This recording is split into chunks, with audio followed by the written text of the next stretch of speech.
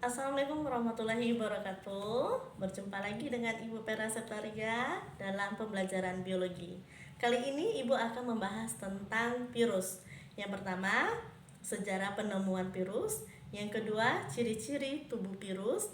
Yang ketiga, cara hidup virus. Baiklah, sebelum kita ke sejarah penemuan virus, kita mengamati fenomena di masyarakat. Hari AIDS sedunia diperingati setiap tanggal 1 Desember. Berdasarkan cara penularannya, seks bebas atau bergantian pasangan menjadi nomor satu dalam menyumbang angka penderitaan HIV/AIDS. CCN Indonesia, Kementerian Kesehatan atau Kemenkes baru saja mengeluarkan data yang teranyar orang dengan HIV/AIDS di Indonesia. Total pengidap HIV/AIDS yang tersebar di seluruh provinsi mencapai 519.158 orang. Baiklah, kita ke sejarah penemuan virus. Nah, jadi di sini istilah virus berasal dari bahasa Latin yaitu virion yang artinya racun. Sejarah penemuan virus dimulai pada tahun 1883 dengan ditemukannya penyakit yang menyebabkan adanya bintik-bintik kuning pada daun tembakau. Penyakit tersebut kemudian dikenal dengan istilah penyakit mosaik tembakau. Ada beberapa ilmuwan virus. Yang pertama, Adolf Meyer. Pada tahun 1883, Adolf Meyer ini adalah seorang ilmuwan Jerman mengamati penyakit yang menyebabkan adanya bintik-bintik kuning pada daun tembakau. Meyer kemudian melakukan percobaan dengan menyemprotkan getahnya yang diekstrasikan dari tanaman tembakau yang sakit ke tanaman tembakau yang sehat. Dan ternyata tanaman yang sehat menjadi sakit. Ilmuwan kedua, ini pada tahun 1892, itu adalah Dmitri Ivansky.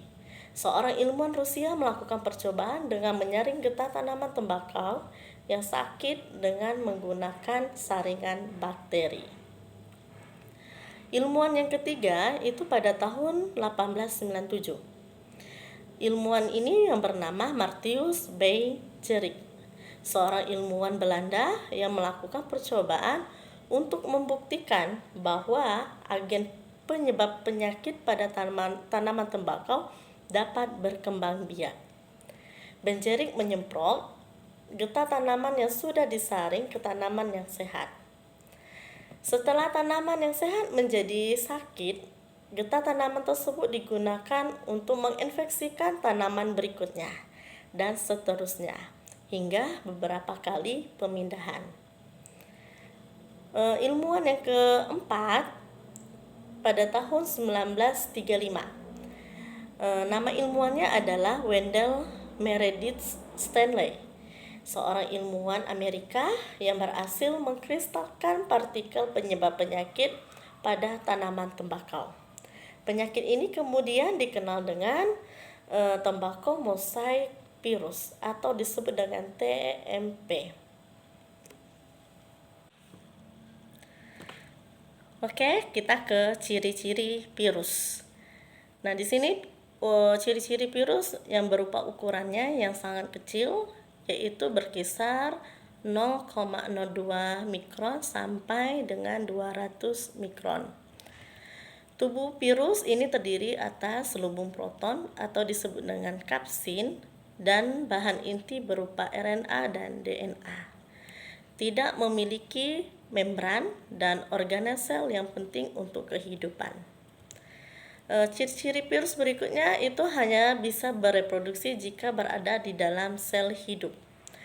Dapat dihilangkan dengan sinar X. Virus memiliki bentuk-bentuknya. Ada yang berbentuk seperti batang, bulat, filamen, polihedral, dan seperti huruf T. Baiklah, kita akan membahas tentang struktur virus. Secara sederhana, bagian tubuh virus itu terdiri dari kepala, leher, dan ekor. Masing-masing bagian ini mempunyai fungsi-fungsinya sendiri. Nah, jadi ayo kira-kira apa saja ya fungsinya? Oke, kita akan membahas kepala virus.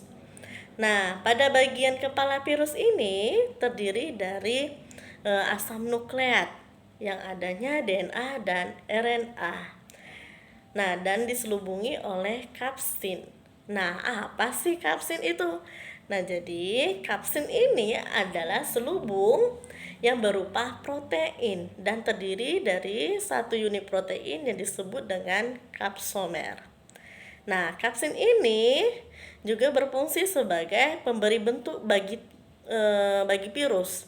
Nah, jadi dia melindungi asam nukleat yang ada di dalam virus dari kerusakannya serta menyediakan protein enzim agar mampu menembus membran sel inangnya saat melakukan infeksi.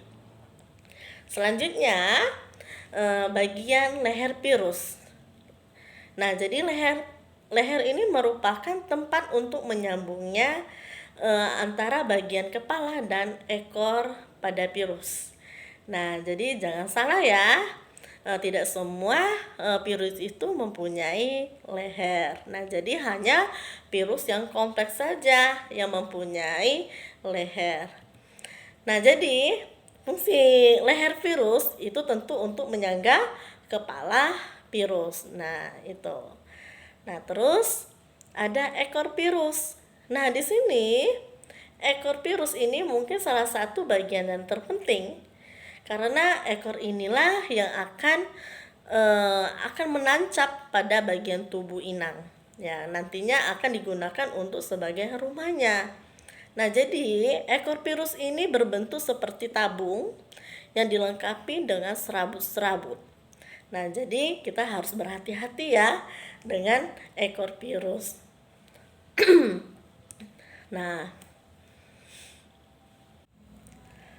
oke, kita lanjutkan ke cara hidupnya virus atau disebut juga dengan replikasi virus.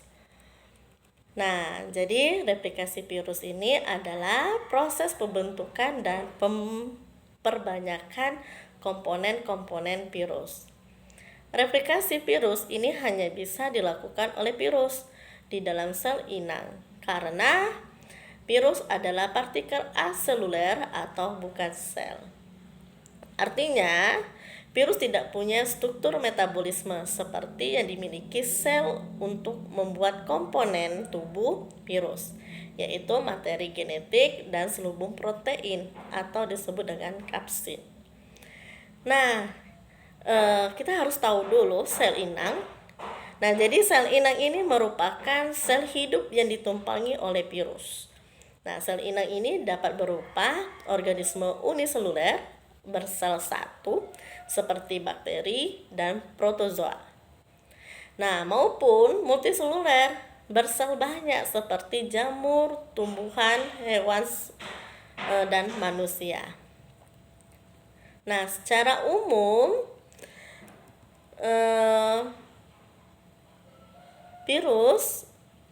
replikasi virus ada 2 tahap. Yang pertama itu adalah siklus litik. Nah, siklus litik ini merupakan cara replikasi virus yang melibatkan proses penghancuran sel inang di akhir proses replikasi, sehingga sel inang akan pecah atau lisis dan mati. Nah, siklus litik yang umum dipelajari adalah siklus litik pada Bacteriophage T, di mana terdiri atas 5 tahap. Yang pertama, absorpsi. Yang kedua, penetrasi. Yang ketiga, sintesis. Yang keempat, perakitan. Yang kelima, lisis. Oke, kita bahas satu persatu. Nah, sekarang yang pertama, tahap absorpsi. Nah, tahap absorpsi ini merupakan tahap menempelnya virus pada sel inang. Nah, jadi absorpsi terjadi karena virus memiliki serabut ekor yang akan menempel pada bagian reseptor spesifik sel inang. Nah, reseptor ini adalah molekul khusus pada membran sel inang yang dapat dikenali oleh virus. Selanjutnya, tahap penetrasi. Pada tahap penetrasi ini, selumuk ekor berkontraksi sehingga jarum penusuk di bagian ujungnya membentuk lubang untuk menembus dinding sel dan membran sel bakteri. Selanjutnya, bakteriofag menginjeksikan materi genetiknya ke dalam sel bakteri. Lanjut, kita ke tahap ketiga, yaitu sintesis. Nah, tahap sintesis ini atau disebut dengan eklifase merupakan tahapan pembentukan komponen virus, yaitu materi genetik dan proteinnya. Nah, tahap ini diawali dengan pembentukan protein atau enzim yang akan menghancurkan DNA sel bakteri. Nah, serta enzim yang digunakan untuk menggandakan DNA virus. Nah, setelah DNA digandakan, selanjutnya dibentuk protein-protein penyusun kapsid, rakitan ekor, serta lisozim atau enzim yang dibutuhkan di tahap lisis nantinya. Oke, kita lanjut ke tahap keempat, yaitu tahap perakitan. Pada tahap ini, perakitan, ya, ini terjadinya perakitan partikel virus baru dari komponen-komponen yang dibuat di tahap sintesis. Nah, jadi kapsid, materi genetik, dan bagian ekor akan dirakit menjadi partikel bakteriofag T yang utuh. Nah, jadi tahap kelima ini tahap lisisnya. Nah, tahap yang terakhir ini merupakan tahap pecahnya sel inang. Nah, jadi bakteriofag akan menggunakan lisozim pada bagian ekornya untuk merusak dinding sel bakteri. Nah, sehingga menjadi lemah dan berlubang. Dinding sel bakteri yang lemah berlubang akan menyebabkan cairan dari luar sel bakteri itu masuk ke dalam sel, sehingga sel bakteri mengembung dan pecah dan mati. Nah, setelah sel bakteri pecah atau lisis, partikel bakteriofag baru akan keluar dan menginfeksikan sel bakteri lainnya untuk kembali melakukan replikasi. Nah, biasanya dalam satu kali siklus litik ini, bakteriofag T memerlukan waktu kurang lebih dari 20 menit sampai 30 menit dan akan menghasilkan 100 sampai 200 partikel virus baru yang siap menginfeksi sel inang baru. Nah, jadi cukup banyak ya. Oke, kita lanjut yang kedua. Replikasi virus yang kedua itu siklus lisogenik. Oke, lisogenik ini merupakan mekanisme replikasi virus melalui penyisipan materi genetik virus pada materi genetik inang. Nah, jadi siklus lisogenik ini tidak melibatkan proses penghancuran atau kematian sel inangnya. Nah, jadi pada siklus ini DNA dari virus akan bergabung dengan DNA sel bakteri membentuk profag. Nah, kemudian saat sel bakteri yang mengandung profag membelah diri untuk bereproduksi. Nah, jadi profag juga ikut digandakan sehingga secara tidak langsung terjadi perbanyakan materi genetik virus. Nah, replikasi virus lisogenik ini ada beberapa tahap, ya. Itu ada tahap absorpsi, terus ada tahap penetrasi, dan tahap integrasi, dan tahap multiplikasi sel inang. Oke, kita bahas tahap yang pertama. Tahap pertama itu tahap absorpsi. Tahap absorpsi ini merupakan tahap menempelnya virus pada sel inang. Nah, absorpsi terjadi karena virus memiliki serabut ekor yang akan menempel pada bagian reseptor spesifik sel inang. Nah, jadi reseptor merupakan molekul khusus pada membran sel inang yang dapat dikenali oleh virus. Lanjut, kita ke tahap penetrasi.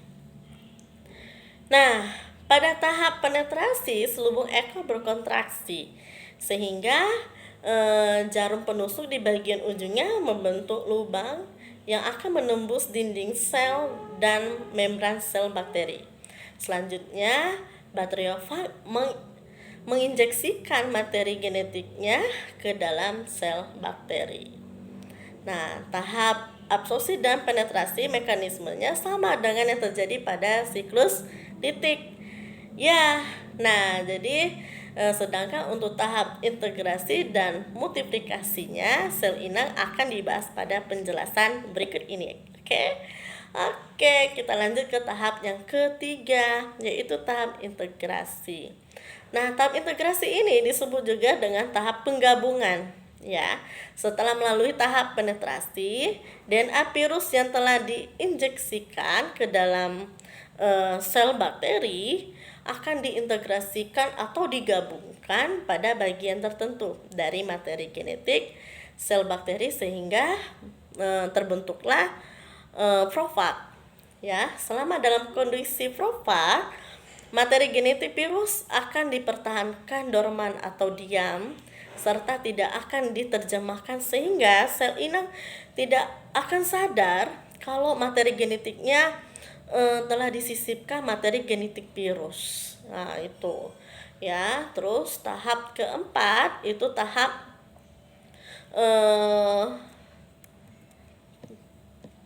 yang keempat yaitu tahap multiplikasi sel inang. Oke, selanjutnya yaitu tahap multiplikasi sel inang ini bakteri melalui pembelahan sel. Ya. Nah, sel bakteri akan menggandakan materi genetiknya melalui pembelahan sel. Hal ini untuk menguntungkan bagi virus sebab dengan proses ini materi genetik virus akan ikut tergandakan. Nah, akibatnya secara sel anaknya yang dihasilkan dari pembelahan bakteri itu juga mengandung profag atau dengan kata lain infeksi juga oleh virus fag alpha. Ya, dalam kondisi tersebut sel inang yang mengandung profag ini dapat melemahkan akibat beberapa faktor. Contoh, saat sel bakteri terpapar sinar ultraviolet, maka virus fag akan terlepas dari materi genetik bakteri dan akan masuk siklus litik yang menyebabkan lisis pada sel bakteri. Nah, itu tentang replikasi virus ya, beserta penjelasannya dari beberapa tahap-tahap prosesnya. Oke, semoga paham ya